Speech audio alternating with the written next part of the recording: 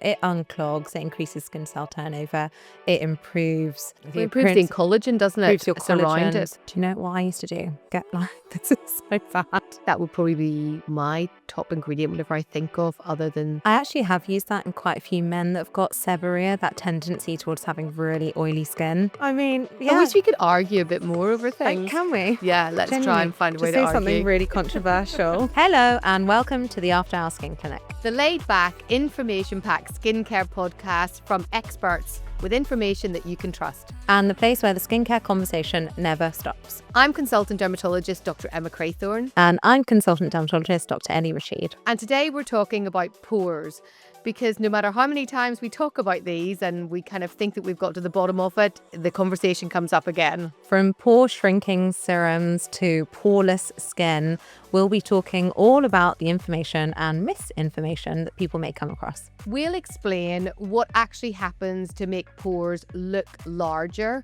and kind of break down the fact that they are not like doors that open and close. And we're going to have a look at products and in-clinic treatments that can really help. We're going to help you understand why pores are essential to healthy skin and what actually works if you're worried about the appearance of your pores. Okay, let's get into it. Let's do this. I do think this idea of pores can be a problem for some people. And whenever you think about how tiny they really are, I do have some patients who come in and have really focused on just one or two tiny, tiny little pores on their skin that for some reason will reflect the light in a certain way that is actually more of a problem than just what the tiniest of these things are. And I also kind of think that whenever people have all of these filters on their camera or they're trying to upload a picture of themselves, many of the kind of cameras have a slight blurring quality to them, don't they? So the pixelation never really gets as high quality as zooming in to right down to all these pores that we see in real life. And so I don't know whether there's this kind of false thought that perhaps people don't really have pores in real life. I think that's exactly it. You've hit the nail on the head. I think people are so used to filters and seeing filtered images of themselves that they look in the mirror and they see normal skin and they're like, but why is that there? And, you know, from conversational distance here, you don't have any pores because you are at arm's length away from me. But the closer I get... You do. I'm joking. But the closer you get, then you start to see the pores. Yeah. But you have to get pretty close to somebody to see the pores. And I think part of the problem is then if people are right up close to the mirror or they have magnifying lenses. Oh, the magnifying mirrors. Yeah, then you're looking directly at these tiny little pores on your face that, you know, no one ever is really looking at unless you've got the magnifying mirror and up close and personal. Yeah, and also the lighting. Like if you're in your bathroom, you've often got good lighting in the bathroom, and you get all of these mirrors that have got all the lights around it, and so you're just bright lights, magnifying mirrors, and you're looking at normal skin. Yeah, that's it. So for the vast majority of people, pores are very normal, obviously, and they are there for a reason, and they're not problematic. But there are a small group of people where, because of underlying reasons where they make so much oil, so much sebum, that actually the pore opening themselves has become wider, is a problem for some people. And I think where people might have had acne in the past can sometimes be slightly damaged on the surface. And so that appears like a wider or a more obvious pore. And then for some people where they have very marked age-related changes from UV damaging the background collagen, or when we think about these people who have a condition called Favre-Rapproché syndrome. Did I say that correctly? Since you criticised my décolletage before. Not actually my décolletage, but how I said it. That was perfect. Thanks, darling.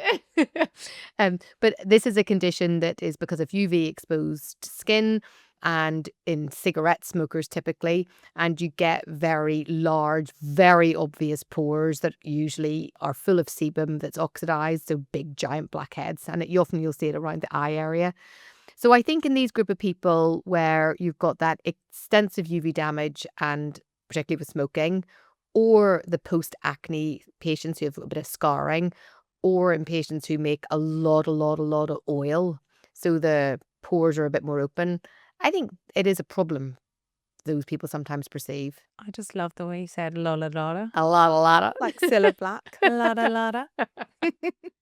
I mean, it is a problem if the pores have the appearance of looking bigger and if they're clogged up with loads of debris and stuff, and then you've got the breakdown of the collagen that makes the appearance even wider, then, people want to do something to try and help improve that appearance. And I get it. Like, people do want to have this improved texture of the skin, things to look smooth without that bumpiness, the light to reflect off their skin and to have a more radiant appearance. So I do get it. I don't think people are completely delusional to want to have smooth skin, but I think it's the expectation of having poreless skin and also the myth busting that needs to be done.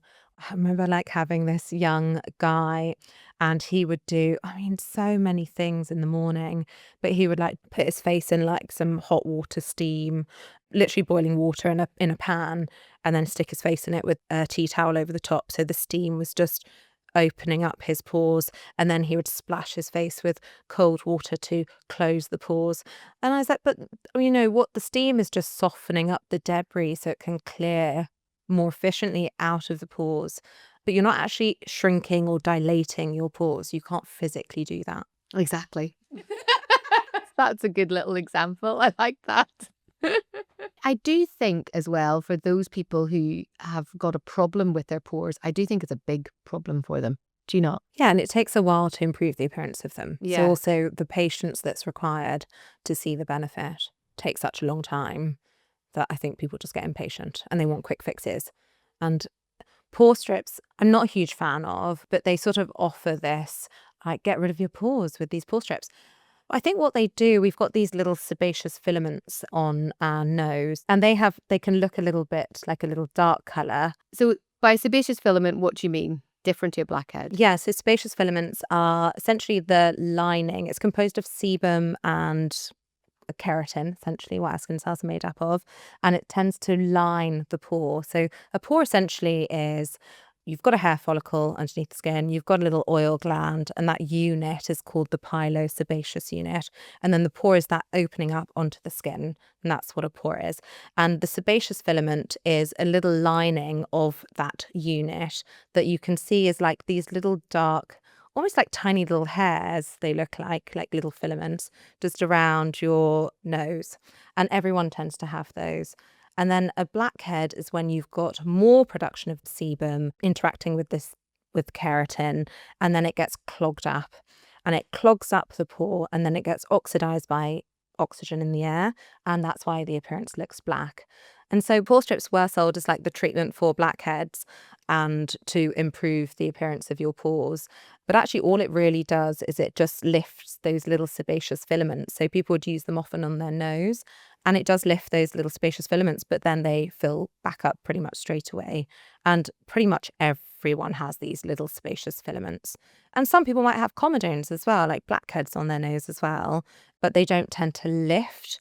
And you get all of these videos on social media where they put something on the skin and then it lifts up and you can just see all of this little keratiny sebumy plugs lifting off, but often you can't achieve that with a strip. It's a really temporary benefit that you'll get. You have to do something to help exfoliate and keep that pore from getting clogged up, as a longer term measure. And by exfoliate, we don't mean physically kind of scrubbing it. It's more about a chemical exfoliator. Yeah, exactly right. When a chemical exfoliator is kind of going down into the pores and doing its job deep down. So you'll often as well see these little tools that are good for removing blackheads or sebaceous filaments, and they come in different forms. So you can get smaller ones that are tiny little circular hoops that you can put over individual pores to squeeze the content out. Or you can almost get ones that are designed like a large extended rectangle really, and you scoop it along the skin with pressure, and that downward pressure forces the oil, the sebum and the keratin up and out of the skin. But repeatedly done, that causes quite a bit of trauma. And Actually, I really don't like it because sometimes if somebody is in, say, for example, an acne phase, they may have these blackheads, these comedones, that you might end up tipping into becoming more of an inflammatory acne. So I tend to not really like those mechanical extraction. Yeah, I'm not a fan. I think it looks nice on videos. Looks Social media though. fabulous on videos, especially if Done in somebody's done. professional hands. I actually said that in one of my dermatology interviews. They were like, "Why do you want to do dermatology?" And genuinely, I said, "Just love picking blackheads. Just love picking people's skin." And they started laughing. They went, "What's the real answer?" And I was like, that is the real answer." Got in. So if we think then as well about ingredients that are helpful, I suppose the top ingredient to think of is something like salicylic acid, for helping to declog, let's use that kind of quite Yeah, generic great. term, No, great word. pores, which is a beta hydroxy acid. Because it's lipophilic, in other words, likes going to oil, then actually it can make its way down to the oily areas of the oil gland very easily. So it's almost perfect for being able to get in and start to exfoliate almost in a way with inside the pore, so you're not getting as much of the keratin dead skin cells sticking together. And then whenever you don't have that, it allows the oil to then flow more freely. When we think about salicylic acid, it doesn't need to be a long contact at all. You can have it in a very short contact form, so things like cleansers or tonics. And the magic number usually sits at around 2% for what is kind of evidence to show that this can be helpful for declogging the pores. So I think that would probably be my top ingredient whenever I think of other than a retinoid. Which brings us so nicely on to my favourite ingredient. God, we really do Rinse it. say the same things. I mean, I yeah. wish we could argue a bit more over things. Can we? Yeah, let's try Genuinely. and find a Just way to say argue. something really controversial. Anything. But yeah, retinoids, absolutely wonderful ingredient, whether it be retinol over the counter, or if you require a prescription for tretinoin, then it can be a really helpful ingredient. It unclogs, it increases skin cell turnover, it improves It the improves the appearance, collagen, doesn't it? improves your Surround collagen, it. so the pores will look better, the appearance will look better. Because if you imagine like you've got collagen supporting these pores, if the collagen's degrading, it almost like widens the appearance. And then if it's widened it can get clogged up more easily, which sort of makes the whole problem worse. So it's good to just try and get your collagen back on track. Yeah, and then there's niacinamide. So niacinamide's topically applied in levels of between 2 and 4% on the skin. Anything more than that can be a bit irritating, but at that level, it's been shown to down regulate some of the sebum production. So you're not getting quite as much of the sebum being produced, and as well as being anti-inflammatory. So I think the main aim with ingredients is trying to stop the pore from getting clogged up. So whether that's helping it to stay free with the salicylic acid, or whether it's trying to reduce the amount of oil with things like the retinoids and niacinamide, or retinoids actually do both of those things, or it's about building up the collagen that supports that pore to try and keep it as tight as possible. And I think that's why we're thinking of ingredients and why we want to use ingredients like that. I guess the thing to say is nothing will change that quickly overnight. These aren't treatments that are going to lead to benefit within like a day or a week. These are things that you need to be consistent with, and it's usually like months down the line that you start to really notice the benefits. Yeah, so I do think that you could probably use some of those strips, couldn't you? The sebaceous filament strip. If it was on your nose, you could use those as a one-off once and then start into the regularly applied topical treatments. Because if you don't do that, then they're just going to recur anyway. But you could maybe try it as a one-off. Do you know what I used to do? Get like, this is so bad. I think I know this, but tell me again. I used to just get waxing strips and Oh, just I cut didn't them know to a this. small size, and then just put them on the sides of my nose and stuff. I've not actually done it for ages. Don't know why. I need to get back into it. I'll tell you why I've not done it. You don't need Because to. I'm using tretinoin now. Exactly what I was literally thinking. Why have I not done this for so long? I just love doing it. But That's yeah, why. That's why. There are some studies showing that injection of botulinum toxin around the nose area in particular can reduce the size of the appearance of the pores. And again, that's doing it by reducing the sebum production. So botulinum toxin, if it's used in people who have oily skin, it will reduce the amount of sebum that is produced. What's also I find super interesting is that if you have normal oil or you have dry skin, it doesn't make a difference to the oil production. But in people who are making too much oil, then that can be helpful. So tiny little microdoses of botulinum toxin might be something that could be used. Yeah, I actually have used that in quite a few men that have got seborrhea, that tendency towards having really oily skin, and it has made such a remarkable difference. And used very off-license drugs like spironolactone and low dose of isotretinoin can also reduce down the amount of oil that you're making. So for people who are kind of have a very problematic amount of oil that they're producing, then these drugs as well can sometimes be helpful. And then other kinds of treatments can be useful for inducing more collagen in the skin, which essentially can tighten the pore, if I can use that word, but it's more about providing more scaffolding around the pore. And it's really probably the non-ablative fractional laser treatments that are pushing a bit of heat into the skin, and that heat is doing some collagen remodeling and some strengthening. So again, these have less evidence behind them. They need repeated treatments. It's not you do this and you're going to have this definite outcome. People are slightly different, practitioners are slightly different, machines are different. But really, if you're able to induce enough heat safely, that can induce a collagen remodeling, which will put more scaffold essentially into the skin, and it will make the pores appear smaller. And that's a wrap for this episode. We hope that that has reset your expectations of your pores and dispel some of those myths. You can't erase your pores, and hopefully after listening to this episode, you won't want to. It's just about helping with the appearance of them and also looking after your skin health. Thanks so much for listening, and do let us know what you thought of this episode, and do send us in some questions because we really love answering them. Don't forget to follow, subscribe, and find us on your socials. Okay, that's bye for now. Take care of yourself and your skin, and don't forget your SPF.